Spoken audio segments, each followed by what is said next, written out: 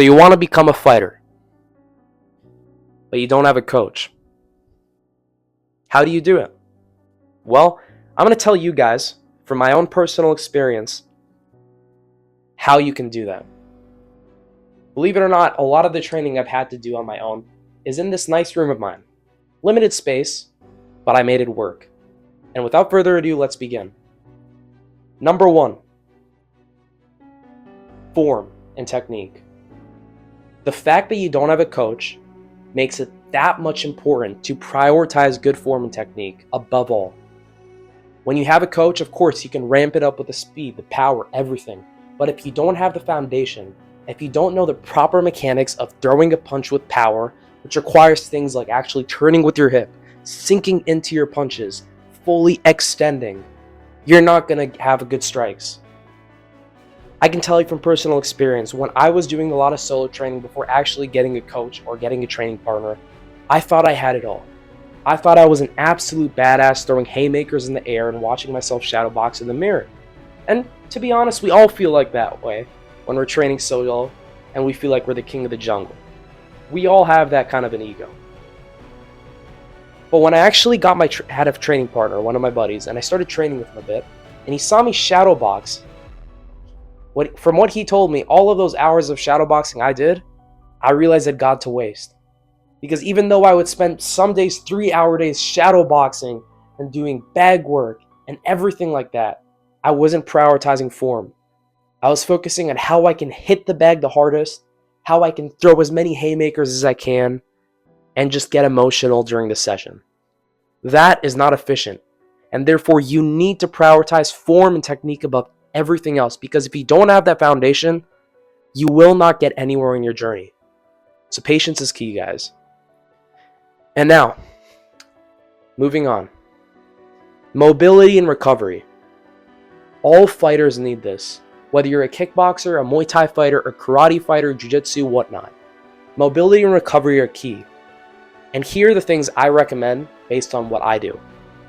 Every single day, especially off days, which I need to start doing on my off days, foam rolling and stretching. Focus on the basics. Butterfly stretches, split stretches, frog stretches. All of those, not holding those poses for long periods of time, treating it like actual recovery instead of a workout where you need to get it over with quickly. Learn to really hold yourself in each pose, even for a few minutes if necessary, to really get that feel for each movement, to improve your mobility, to actually become more mobile as a fighter. So therefore, you can choose to do this either before or after your sessions, completely up to you. And now we're moving on to the actual martial arts session. Now what I'm talking about here is striking. So if you're here as a wrestler trying to watch this, learn how to wrestle on your own, sorry, this isn't for you. But if you are a boxer, or trying to do kickboxing, or Muay Thai, or some sort of an art like that, which is purely striking and stand-up fighting, come to the right place. Number 1, at the beginning of every single session, not including your typical mobility recovery sessions, start with stretching. Very easy, just 5 to 10 minutes, or even 10 to 20 minutes at the beginning of your session. Focus on all the basics again, and once you're done with that, move on to your jump rope. It doesn't matter what martial art you're doing, jump rope is key for your footwork, for your cardio, getting prepped for each of those rounds, staying light on your feet. As Muhammad Ali once said, sting like a butterfly, float like a bee. Pretty sure that's what he said. But yeah, jump rope. Next, shadow boxing. And remember, always be intentional with your shadow boxing. The number 1 thing you have to do during these sessions is you have to imagine and visualize your opponents in front of you. Because if you're throwing random haymakers in the air without imagining there's somebody who could actually hit you back, when the time comes where you actually have to step into the ring for a title or whatever it is, and you actually realize what it's like to have somebody in front of you, then you're screwed. So therefore, always visualize. You practice the way that you are going to fight to some degree. Next, bag work. While shadow boxing, you focus on the main movements. You have an intention with each round.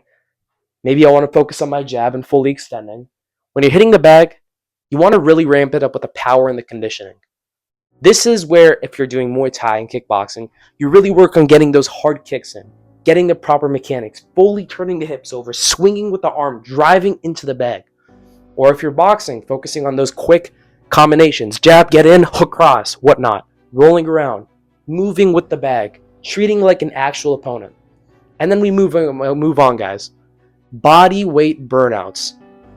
Now, what I preferably do is ab burnouts. I focus on the basics, crunches, double crunches, V-ups, all those kinds of things. I do a very quick burnout. And next, after you are done with your body weight burnout, you go back to your stretching. And the session is over. That's it. So we have mobility and recovery. We have martial arts. And what's next? Well, strength and conditioning. But not exactly what you think I'm going to say. You see, if you are a fighter who has all day to train, then chances are you would be able to run a 4, 5, 6, 3-day strength and conditioning program easily. But chances are, if you're watching this and you want to train solo and you don't even have a coach yet, you're likely a person who has a 9 to 5, you have other priorities, you're in school, you have things going for you, and you don't have all day to train. Therefore, what do? We focus on the 20% that gets you the 80% of your gains. Cut out all the extra stuff which can still help, but isn't as necessary, and focus on these basics. Compound lifts, bench, squat, deadlift.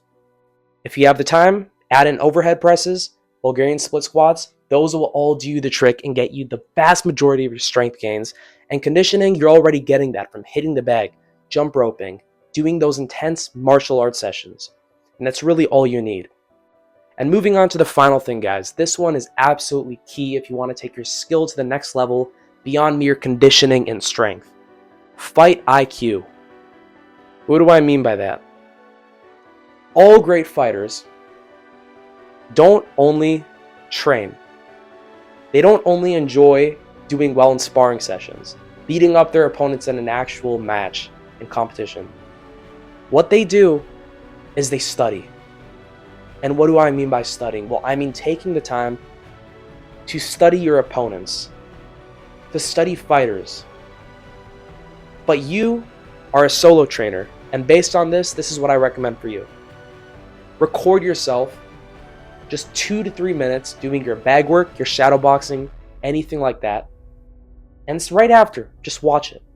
Watch yourself, feel free to replay, turn down the playback speed so you can really get a feel for all of the movements you're making and watch it and take notes. And you save those notes, and whenever you have your next session, you have those notes ahead of you. You remember, oh, I need to work on so-and-so. Turning more with my hips, turning the full body over with the kicks, rolling more when I'm in boxing, whatever it is. So therefore, fight IQ, guys. And watching other fighters, taking the time to watch amazing guys, like, for example, if you're into Muay Thai, watching some great one championship fights, Rod Tang, Liam Harrison, Jonathan Haggerty, Nong O, others of the like. That is a great way to improve. And finally, guys, if you have the money, if you have that extra time devotion, I would 100% recommend buying some sort of an online program, provided that you're able to actually pay for it and isn't too costly. What I recommend is, I'm currently doing a Muay Thai program, Sean Fagan. There's some other fighters, Jeff Chan, MMA Shredded, Gabriel Varga. These guys, they have great programs out. They have great striking advice. I would totally take the time to go watch their content, absorb what they teach. And really, that's all I have for you guys. This is how you can really improve as a solo trainer in the martial arts, how you can become the best possible way possible. Now understand that even though you're doing all this is solo training, and none of this truly matches up to having a coach. And therefore, the number one thing you do want to prioritize is getting a coach. So while I totally recommend this, I still recommend finding a way to get some advice from somebody else who's actually fighting, getting a training partner, trying to seek opportunities where you can actually train with other people. Because again, the martial arts is a combat sport, and combat requires a minimum of 2 people going against each other. Once again, thank you guys so much for watching.